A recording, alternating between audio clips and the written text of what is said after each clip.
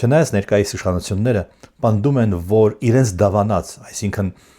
իրական Հայաստանի գաղափարախոսությունը մշակել է ժողովուրդը, դա մեղմացած լուրջ չէ։ Ժողովուրդը երբեք ոչ միտեղ գաղափարախոսություն չի մշակում։ Դա անում են գաղափարախոսները։ Սովորաբար այդ մարդկանց վարձում են քաղաքական ուժերը կամ վարձում է իշխանությունը կամ այդ մարդիկ արտահայտում են որոշակի սոցիալական խմբերի շահերը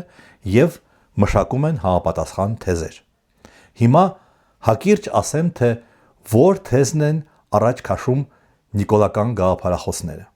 Թեզը հետևյալն է. Հայաստանի հայերի բոլոր վերնախավերը միշտ կախված են եղել, կապված են եղել օտարներից։ Մեսրոպ Մաշտոցը, Սահակ Պարթևը, Մովսես Խորենացին, չգիտեմ, Դավիթ Անհախտը, նրանք բոլորը հունաստրուկ էին։ Իսկ 18, 19, 20-րդ դարերում մեր վերնախավը ռսաստրուկ էր։ Եվ միակ անկախականը Նիկոլ Փաշինյանն է, որը միայն 21-րդ դարում 2018 թվականից Հայաստանը տանում է անկախության ճանապարհով։ Այդպիսի գաղափարախոսական թեզեր մշակելու համար իհարկե արժե վճարել $500,000